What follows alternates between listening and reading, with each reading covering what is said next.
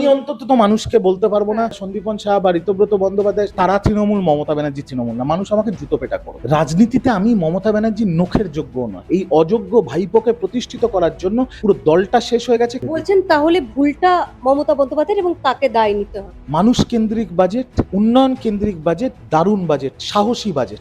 Suhrawardy avenue তার নাম বদলে গোপাল মুখার্জি রোড করা হয়েছে, কিভাবে দেখছেন বিষয়টা? সেই লেনিনের সাথে বাংলার কি সম্পর্ক? লেনিন সরণি বদলে দেওয়া হলে মোহন ভাগবত সরণি করে দেওয়া হোক।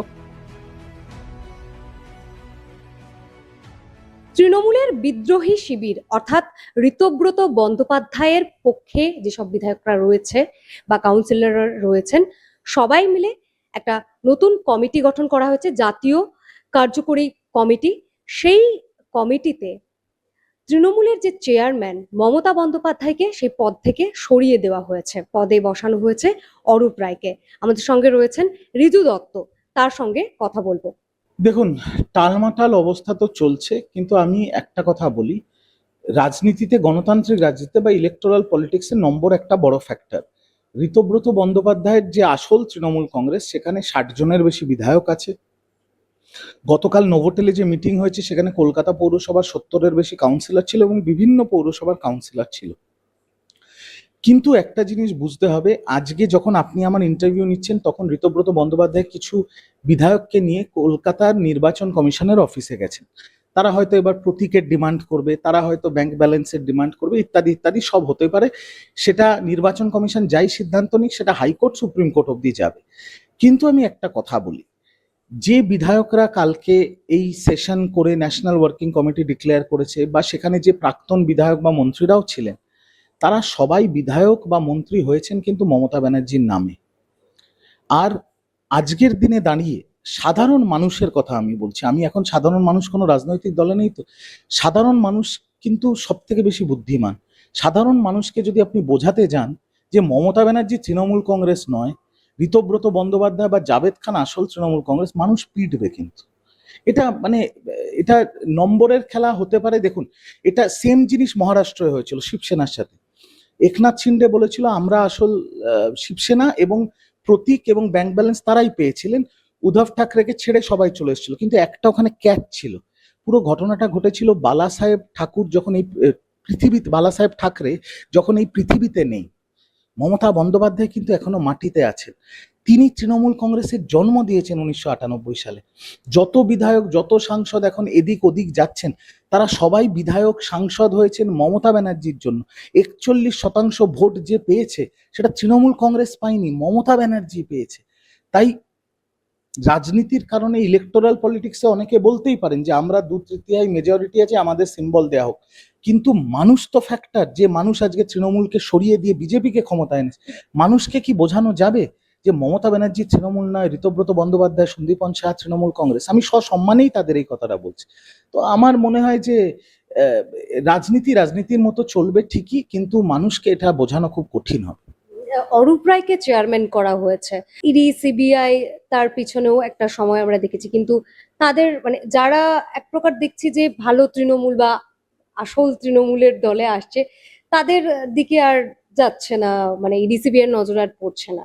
তাহলে এখানে কি বোঝাই যাচ্ছে আসলে মানে দেখুন, কোনো কি রাজনৈতিক সমীকরণ কাজ করছে এটা আমি পিছনে? আমি দেখুন, সেটার ব্যাপারে এবার কি বলবো আমি, সেটা তো যাই বলবো সেটা কনস্পিরেসি থিওরি হবে, তার তো কোনো প্রমাণ নেই। কারণ কালকের এই মিটিংটার পরে আমি বিজেপির প্রেস কনফারেন্স দেখেছি, বিজেপির প্রধান মুখপাত্র দেবজিৎ সরকারের। তিনি কোট করে বলেছেন আলিবাবার 40টা চোর। এবার বাকি চোররা কে কোথায় মিটিং করবে তাদের দায়বদ্ধতা নেই। তাহলে বিজেপি এটার সাথে কোনো সম্পর্ক নেই, বিজেপি নিজেই পরিষ্কার করে বলছে। এবার বাকি বিদ্রোহী বিধায়করা, সাংসদরা, কাউন্সিলররা, তারা একটা জোট করে তারা নম্বরের ভিত্তিতে তাদের আসল তৃণমূল প্রকাশ করার চেষ্টা করছেন। সেটা একদিকে ঠিক, কিন্তু আবারও বলছি, 41% মানুষ যারা মমতা ব্যানার্জিকে ভোট দিয়েছে, এই বিধায়ক, এই সাংসদ, এই কাউন্সিলররা কি তাদের গিয়ে বোঝাতে পারবেন যে আমরা তৃণমূল কংগ্রেস? সেটা দেখা যাবে আসন্ন পৌরসভা ভোটে, তারপরে লোকসভা ভোটে, তারপরে বিধানসভা ভোটে।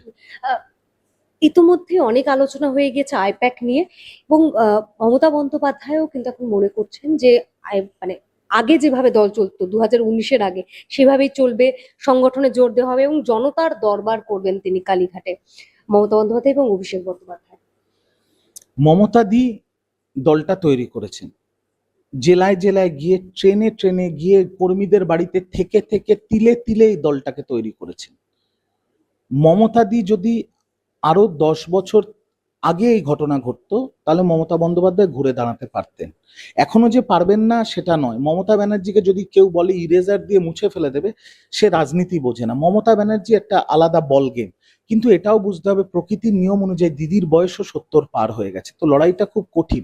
দিদি এবার জনতার দরবার খুললে সেখানে কিছু মানুষ যাবে, হকার টকাররা যাবে তাদের প্রতিবাদ জানাতে, কিন্তু অভিষেক ব্যানার্জি জনতার দরবারে বসলে কতজন যাবে?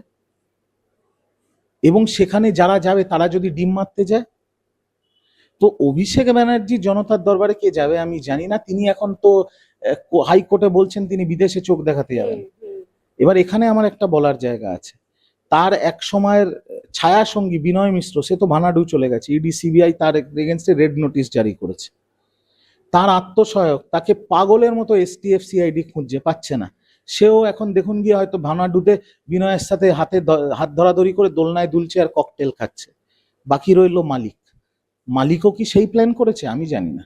আচ্ছা, এই আসল তৃণমূল বা ভালো তৃণমূল বা ঋতব্রত তৃণমূল যাই বলুন, এখানে যারা চলে আসছে তাদেরকে আর কোনো রকম কোনো চাপের মধ্যে পড়তে হচ্ছে না। আমরা যদি অরূপ বিশ্বাসের কথাই বলি, তিনিও যেই অ্যাকাউন্টকে ফ্রিজ করার বিষয়ে একটা চিঠি লিখলেন ব্যাংকে, এবং তিনি আসল তৃণমূলে চলে আসলেন বা ভালো তৃণমূলে চলে আসলেন, তারপর দেখা যাচ্ছে তার তার বিরুদ্ধে যে মামলা সেটাও কোথাও গিয়ে একটু যেন একটা নরম, সব দিকেই মানে তাদের বিরুদ্ধে আর কোন রকম ভাবে যেন অ্যাকশন নেওয়া হচ্ছে না।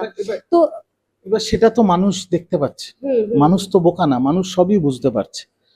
কিন্তু তাহলে কি এটা এটা মানে যেমন একটা অংশ মনে করছে যে এটা বিজেপিরই আসলে কোথাও গিয়ে একটা কৌশল, যাতে সেইভাবে স্ট্রং বিরোধী না থাকে। বিজেপি যদি এই কৌশলের মধ্যে থাকে, আমি বলছি না নেই বা বলছি না আছে, কারণ বিজেপি ওপেনলি বলছে তারা এদের সাথে নেই, কিন্তু বিজেপি যদি এই কৌশলের মধ্যে থাকে তাহলে বিজেপির ফেস লস হবে তাদের কর্মী তাদের সমর্থকদের কাছে।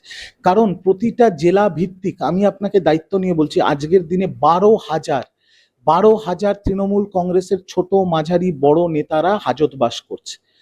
তৃণমূল কংগ্রেস, অভিষেক ব্যানার্জি বা মমতা ব্যানার্জি কেউ তাদের পাশে নেই, কেউ তাদের আইনি সহযোগিতা করছে না, তারা নিজের লড়াই নিজে লড়ছে। কিন্তু এই 12,000 তৃণমূল কংগ্রেসের ছোট মাঝারি বড় নেতারা যদি দুর্নীতির কারণে, প্রতারণার কারণে বা পোস্ট পোল ভায়োলেন্সের কারণে তাদের বিরুদ্ধে যদি পদক্ষেপ হয় এবং তারা জেলে যায়, আর কেউ যদি ভালো তৃণমূল সাজে আর তাদের বিরুদ্ধে যদি কোনো পদক্ষেপ না হয়, তাহলে তো মানুষ শাসক দলকে প্রশ্ন করবে যে কেন তাদের ছাড় দেয়া হচ্ছে। বুঝতে হবে ব্যাপারটা। তাহলে কি মূলত অভিষেকে অ্যালার্জি? কার কার প্রশ্নটা কার? বিজেপির অবশ্যই অ্যালার্জি আছে, আসল তৃণমূল তাদেরও অবশ্যই অ্যালার্জি আছে। আমি যে তৃণমূল ছেড়ে দিয়েছি, অন্য কোনো দলে জয়েন করিনি, আমারও অ্যালার্জি আছে, এবং সারা বাংলার মানুষের তার প্রতি অ্যালার্জি আছে। সব দুর্নীতিতেই তো তার নাম জড়িয়ে আছে, তার দম্ভ, তার অহংকার, তার ওই হিটলারি শাসনের জন্যই তো আজকে দল এই অবস্থায় এসছে। তার উপরে তো কর্মী সমর্থক সবার রাগ আছে, অভিষেকের ওপর সবার অ্যালার্জি আছে, কিন্তু বেশি অ্যালার্জি কার আছে সেটা তো আমি বলতে পারবো না। অ্যালার্জি সবার আছে অভিষেক ব্যানার্জির প্রতি। তো এখন যেমন আমরা শুরুটাই করছিলাম টালমাটাল অবস্থা, মানে তো তৃণমূল সে অর্থে বোঝারই উপায় নেই কার, মানে যদিও নির্বাচন কমিশনে গেছে আপনিও বলছিলেন। তো মমতা বন্দ্যোপাধ্যায়, মানে আমি সাসপেনশনের ব্যাপারটা ছেড়ে দিলাম, মমতা বন্দ্যোপাধ্যায়ের পাশে কি আপনি যেতে চাইবেন, অভিষেক বন্দ্যোপাধ্যায় যদি না? দেখুন, একটা খবর কাল থেকে চলছিল, আপনি প্রশংসা করলেন মমতা বলছি বন্দ্যোপাধ্যায়। অভিষেক বন্দ্যোপাধ্যায় যে সাসপেন্ড হয়েছে এটা সম্পূর্ণ ভুয়ো খবর, এটা যে কালকে মিডিয়াতে চলেছে। কারণ আমি এই আসল তৃণমূল কংগ্রেসের নেতা ঋতব্রত বন্দ্যোপাধ্যায় প্রেস কনফারেন্স দেখেছি, তিনি বলেছেন অভিষেক বন্দ্যোপাধ্যায়কে নিয়ে কোনো আলোচনাই হয়নি।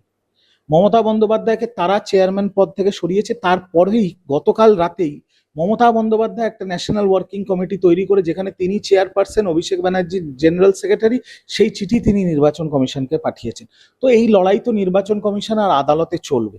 এবার রইল আমার প্রশ্ন, আমি স্পষ্ট বলছি, আমার জীবনের প্রথম দল তৃণমূল কংগ্রেস, আজকের দিন অবধি আমার জীবনের শেষ দল তৃণমূল কংগ্রেস। আপনি রাজনীতি করবেন না? বলছি আমি আপনাকে, আমি রাজনীতির ছেলে, রাজনীতি করব, নাটক ছাড়ার আগে মানে শেষ হওয়ার আগে স্টেজ ছাড়ছি না, কিন্তু আমি রাজনীতি করলে কোনো জাতীয় দলে রাজনীতি করব, সেই সুযোগটা যখন আসবে তখন করব, আমার কোনো তাড়া নেই। না, আপাতত আজকের দিন অবধি আমার শেষ দল তৃণমূল কংগ্রেস। এখনো তো নতুন কোথাও জয়েন করিনি। আমি করলে জাতীয় দলে করব, আর সেই সুযোগ যদি কোনো জাতীয় দল আমাকে দেয় দেশের স্বার্থে দশের স্বার্থে কাজ করতে, আমি করব। এছাড়া মমতাদি আমার কাছে মাতৃসমাস ছিলেন, আজকেও আছেন। আমি ভবিষ্যতে যদি কোনো দল জয়েনও করি তাও আমি তাকে তার সেই সম্মানটা দেবো, সেই মাতৃসমা সম্মানটা। কারণ তার আন্দোলনের ইতিহাস, তার সংগ্রামের ইতিহাস, তার রাজনৈতিক ইতিহাস, সেটাকে কেউ মুছে ফেলতে পারবে না।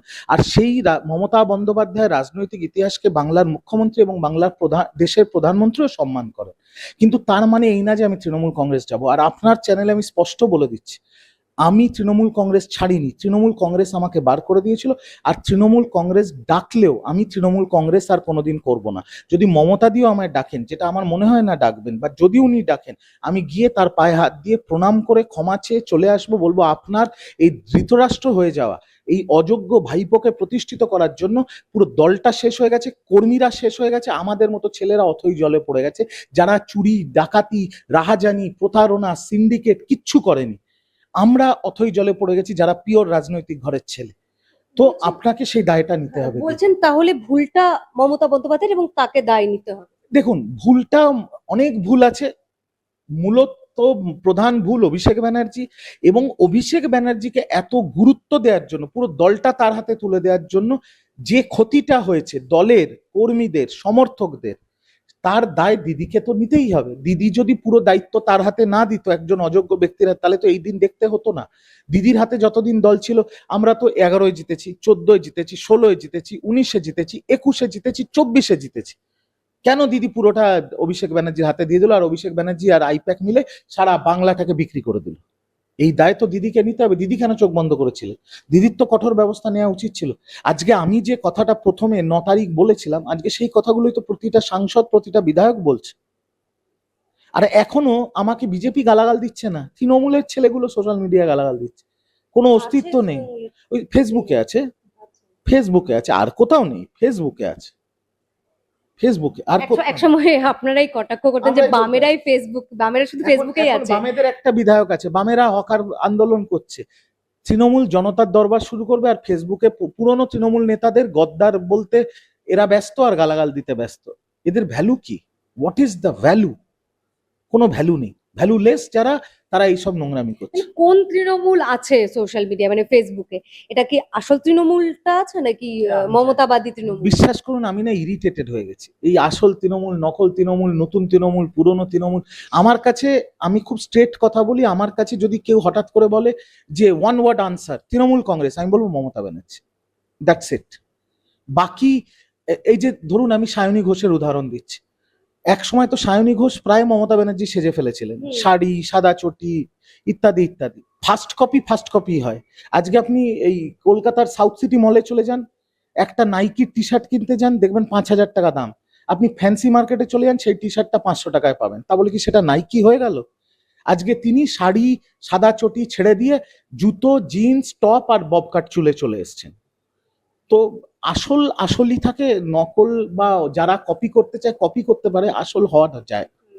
তাহলে মমতা আমি অন্তত তো মানুষকে বলতে পারবো না যে জাভেদ খান বা সন্দীপন শাহ বা ঋতব্রত বন্দ্যোপাধ্যায়, তাদের সসম্মান জানিয়ে বলছি যে তারা তৃণমূল, মমতা ব্যানার্জি তৃণমূল না। মানুষ আমাকে জুতো পেটা করবে, এটা বলি। তাহলে মমতা বন্দ্যোপাধ্যায়ের রাজনৈতিক ভবিষ্যৎটা কি? মমতা বন্দ্যোপাধ্যায়ের রাজনৈতিক ভবিষ্যৎটা কি সেটা নিয়ে মন্তব্য করার দৃষ্টতাই আমার নেই। রাজনীতিতে আমি মমতা ব্যানার্জির নখের যোগ্য নয়। অনেক দেখবেন ফচকে নেতা আছে, আপনার চ্যানেলে ইন্টারভিউ দেয়, তারা বলে দেবে মমতা ব্যানার্জির ভবিষ্যৎ কি। জীবনে কোনোদিন পঞ্চায়েত ভোটে দাঁড়ায়নি, তারা দেখবেন মমতা ব্যানার্জির ভবিষ্যৎ নিয়ে কথা বল। আমার সেই দৃষ্টতা নেই বলার। 7 বারের সাংসদ, 4 বারের বিধায়ক, ভারতবর্ষের প্রথম মহিলা কয়লা মন্ত্রী, মহিলা রেলমন্ত্রী, প্রথম মহিলা রেলমন্ত্রী, প্রথম মহিলা ক্রীড়ামন্ত্রী, স্বাধীন ভারতবর্ষের ইতিহাসের একমাত্র মহিলা যে নিজে দল তৈরি করে সেই দলের 3 বারের মুখ্যমন্ত্রী। তাকে নিয়ে আমি কমেন্ট করব? আমি কে? আমার অধিকার নেই, আমার দৃষ্টতা নেই তাকে নিয়ে মন্তব্য করা। তাকে নিয়ে বাংলার মাটিতে যদি মন্তব্য করতে পারে, তাহলে একজন আছে, তার নাম শুভেন্দু অধিকারী, বাংলার মুখ্যমন্ত্রী। কারণ তার সেই সিভি আছে। ওনাকে নিয়ে অনেক ফচকেরা অনেক মন্তব্য করছেন, তাদের মন্তব্য করার দৃষ্টতা নেই। বাজেটটা কিভাবে দেখছেন? জনমুখী বাজেট, মানুষ কেন্দ্রিক বাজেট, উন্নয়ন কেন্দ্রিক বাজেট, দারুণ বাজেট, সাহসী বাজেট। কেন বলছি? কারণ বাংলার মাথার ওপরে যে বিজেপি সরকার, 1.5 মাসের সরকার, যে সরকারটাকে অ্যাডপ্ট করেছে, বিজেপি সরকারের মাথার উপরে 8 লক্ষ কোটি টাকার ঋণ আছে। তারপরেও 4,38,000 কোটি টাকার বাজেট, প্রথম সাহসী বাজেট। দ্বিতীয়, এতদিন আমরা বাজেট যখন হতো, বাংলার বাজেট হতো তৃণমূল জামানায়, সরকারি কর্মচারীরা চাতক পাখির মতো বসে থাকতো যে 2-3-4% দিয়ে দেবে কি দেবে না সেটা দেখার জন্য। আর সারা বাংলার মানুষ বসে থাকতো যে ভাতা কতটা বাড়বে, লক্ষ্মীর ভান্ডার বাড়বে কি বাড়বে না, বিধবা ভাতা, বার্ধক্য ভাতা বাড়বে, মানে পুরোটা একটা ভাতা বাজেট হয়ে গেছে। কিন্তু এই অনেক দিন বাদে একটা বাজেট দেখলাম যেখানে 1 লক্ষ শূন্যপদ পূরণ হবে, মানে চাকরির বাজেট, চাকরি আছে বাজেটে। ব্রিজ তৈরি হবে, মেট্রো লাইন তৈরি হবে, ফ্রেট করিডোর তৈরি হবে, ডিপ সি পোর্ট তৈরি হবে, তার মানে উন্নয়ন কেন্দ্রিক বাজেট। শিল্প আনার কথা বলা হয়েছে। আর যেহেতু আরেকটা জিনিস বুঝতে হবে, যেহেতু এখন ডবল ইঞ্জিন সরকার চলছে, তাই কেন্দ্রেও যেহেতু বিজেপি আছে, কেন্দ্র সরকার অনুমোদনটা দিয়ে দেবে খুব সহজেই। বাংলায় আইআইটি হবে, এইমস হবে, এয়ারপোর্ট হবে। তো এমন একটা বাজেট একজন বাঙালি হিসেবে, যেখানে বাংলার ভালো হবে, বাঙালির ভালো হবে, বাংলায় এয়ারপোর্ট হবে, ব্রিজ হবে, বন্দর হবে, এইমস হবে, আইআইটি হবে, কর্মসংস্থান হবে, সেই বাজেটকে আমি ন্যারেটিভ কেন, মানে শুধু বলার জন্য কেন তার বিরোধিতা করব? বিরোধিতার একটাই জায়গা আছে, যে সংখ্যালঘুদের বাজেট কমানো হয়েছে 5,700 কোটি টাকা থেকে 2,133 কোটি টাকা। সেটা যে সরকার এটা করেছে তারা নিশ্চয়ই কিছু না কিছু ভেবে করেছে। বিরোধীরা এখনই বলবে হয়তো মুসলিম বিরোধী হয়েছেন, এইসব ফালতু বলার কথা। আগে যে বাজেটটা ছিল 5,700 কোটি টাকা তৃণমূল জামানায়, তৃণমূলকে আমি বলবো যে হিসেব দিক, যে 5,700 কোটি টাকা মুসলমান বা সংখ্যালঘুদের জন্য খরচা হয়েছে কিনা, কোন কোন খাদে খরচা হয়েছে। আজকে অনেক সময় বাজেটে কিন্তু অনেক কিছু বলা হয়, খরচা হয় না। আর বিজেপি যে নতুন বাজেট করেছে, আবার বলছি, মানুষ কেন্দ্রিক, উন্নয়ন কেন্দ্রিক, জনমুখী, দারুণ বাজেট, সাহসী বাজেট। আর এই বাজেট যদি বাস্তবায়ন এরা করতে পারে 5 বছরে, যদি করতে পারে, তাহলে আজ বাংলায় আর বিরোধী বলে কিছু থাকবে না। কারণ বিরোধীদের আর মানুষকে গিয়ে বলার কিছু থাকবে না, বিরোধিতা করার কোনো জায়গা নেই। জায়গা থাকবে না। আচ্ছা, আরেকটা বিষয় ঘটছে। এতদিন আমরা অন্যান্য রাজ্যের ক্ষেত্রে দেখেছি যে বিজেপি নাম বদলে দিচ্ছে। 1.5 মাস বয়স নতুন সরকারের। সোহরাওয়ার্দী অ্যাভিনিউ তার নাম বদলে গোপাল মুখার্জি রোড করা হয়েছে। কিভাবে দেখছেন বিষয়টাকে? বেশ করেছে। আজকে যখন এই নাম পরিবর্তন হলো, মুখ্যমন্ত্রী টুইট করলেন, কলকাতা মিউনিসিপাল কর্পোরেশন নামটা বদলালো, তখন অনেক নেতা হাউ হাউ করে চেঁচানো শুরু করলো, এটা হুসেন সোহরাওয়ার্দী না, এটা স্যার হাসান সোহরাওয়ার্দী, ওনার কাকা, এটা ভুল হয়েছে, অন্যায় হয়েছে। অন্যায় হয়নি। Hussain Suhrawardy, the Butcher of Bengal, Calcutta killing এর সময় হিন্দুদের খুন করেছে, হিন্দু মহিলাদের ধর্ষণ করে রাস্তায় টাঙিয়ে রেখেছিল তাদের নগ্ন শরীর। আর তার কাকা স্যার হাসান সোহরাওয়ার্দী, যেটা বিরোধীরা বলছেন যে কলকাতা ইউনিভার্সিটির ভাইস চ্যান্সেলর ছিল, একজন ডাক্তার ছিলেন। মনে রাখবেন, বীণা দাস, বীণা দাস নামটা মনে রাখবেন, কেউ মনে রাখে না। বীণা দাস হচ্ছে একজন স্বাধীনতা সংগ্রামী, যাকে এই হাসান সোহরাওয়ার্দী ব্রিটিশদের হাতে তুলে দিয়েছিল, ব্রিটিশদের কাছে ধরিয়ে দিয়েছিল বলে নাইটহুড উপাধি পেয়েছিল। তো হাসান সোহরাওয়ার্দীও দেশদ্রোহী, ব্রিটিশদের সাথে মিলিত ছিল। তো কাকা আর ভাইপো দুটোই সমান। আর ভাইপোর জন্য কাকা কেস কেন খাবে? তো আমরা তো দেখছি এক ভাইপোর জন্য পিসি কেস খেয়েছে। এক ভাইপোর জন্য সারা বাংলার মানুষ, মানে সারা জীবন বাংলার মানুষ মানে ভুক্তভোগী হয়েছে। বাংলা 10 বছর পিছিয়ে গেছে, 15 বছর পিছিয়ে গেছে। তো এক ভাইপোর জন্য যদি পিসি কেস খেতে পারে, তো ওই রকম একটা ভাইপো আর ওই রকম একটা কাকার নাম কেন থাকবে? ঠিক হয়েছে, বেশ হয়েছে। ওটা এখন গোপাল মুখার্জির নামে হয়েছে, খুব ভালো কথা। গোপাল মুখার্জি তো সেই সময় যদি অস্ত্র হাতে তুলে না নিতেন, তাহলে কলকাতায় তো আর হিন্দুরা থাকতো না। তো ঠিকই আছে, স্বাগত জানাচ্ছি। আমি স্বাগত জানাচ্ছি। তার সাথে এটাও বলবো যে আরেকটা কলকাতায় রাস্তা আছে, আরেকটা কলকাতায় রাস্তা আছে, বা আরো এরকম অনেক রাস্তা আছে, সেইগুলোর উপরও নজর দিন। সেই আপনি কোন রাস্তাটার কথা বলছেন? যেমন আমি বলছি লেনিন সরণি। আচ্ছা। লেনিনের সাথে বাংলার কি সম্পর্ক? হ্যাঁ, বামেরা এক্ষুনি আমাকে গালাগাল দেবে আপনার চ্যানেলে এসে। লেনিনের সাথে বাংলার কি সম্পর্ক? তিনি রাশিয়ার একজন রাজনীতিবিদ ছিলেন, তারপরে শেষ জীবনে তিনি সিফিলিসে মারা গেছেন। লেনিনের যে সোকল্ড ফলোয়াররা আছে, তাদের সরকার চলে গেছে বাংলায় বহুদিন আগে, 15 বছর আগে, আর কেরলে তাদের সরকার নেই। সেই লেনিনের সাথে বাংলার কি সম্পর্ক? লেনিন সরণি বদলে দেওয়া হোক, নেতাজি সরণি করা হোক, কবিগুরু রবীন্দ্রনাথ ঠাকুর সরণি করা হোক, কাজী নজরুল সরণি করা হোক, কিছু না হলে মোহন ভাগবত সরণি করে দেওয়া হোক। লেনিনের কি সম্পর্ক? আপনি আমার করে দিক না, হোক না, অসুবিধা কোথায় আছে? অসুবিধাটা কোথায়? আমি আপনাকে প্রশ্ন করছি, অসুবিধাটা কোথায়? আচ্ছা ইয়ে করে দিক না, বিধানচন্দ্র রায় সরণি করে দিক, করে দিক।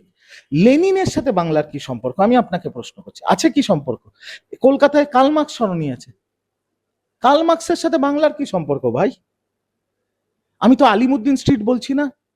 সাইদ আলিমুদ্দিন ইয়ে ছিলেন, আমাদের স্বাধীনতা সংগ্রামী ছিলেন, তাকে মাস্টার সাহেব বলা হতো। ঠিক আছে, ওইটা ঠিক আছে। আপনি ভাববেন না যে আমি সব মুসলমান নাম বদলাতে বলছি, না, ওটা তাও ঠিক আছে, কারণ তিনি দেশের জন্য লড়াই করেছেন। লেনিন সরণি, কার্ল মার্কস সরণি কেন থাকবে রে ভাই? ও রাশিয়ায় থাকবে, এখানে থাকবে কেন? বদলে দিক, এগুলো বদলে ফেলতে হবে। অ্যাবসলিউটলি বদলে দেওয়া উচিত। 5 পা দিল ইনস্ক্রিপ্ট। এই 5 বছরে আমরা আমাদের সাধ্যমতো শ্রম, নিষ্ঠা এবং সাহসে ভর করে চালিয়ে গেছি আমাদের সাংবাদিকতা। এক্সিট পোলের মিথ্যাচার ফাঁস করেছি আমরা। গিগ শ্রমিক, পরিযায়ী শ্রমিকদের কথা বারবার তুলে ধরেছি আমরা। প্যালেস্টাইন, বাংলাদেশ নিয়ে কথা বলেছি আমরা। বাংলাদেশের শাটডাউনের দিনগুলিতে প্রবাসী বাঙালিদের তাদের পরিবার পরিজনের খবর দিয়েছি আমরা। নাগরিক সাংবাদিকতা চালিয়ে যেতে গেলে চাই নাগরিকদের প্রত্যক্ষ অংশগ্রহণ। তাই আমরা ডোনেশন ব্যবস্থা চালু করেছি। স্ক্রিনে দেওয়া এই কিউআর কোডে আপনারা আমাদের যে কোনো অঙ্কের মূল্য পাঠাতে পারেন। আপনাদের অনুদান আমাদের নিজেদের কাজ এগিয়ে নিয়ে যেতে সাহায্য করবে।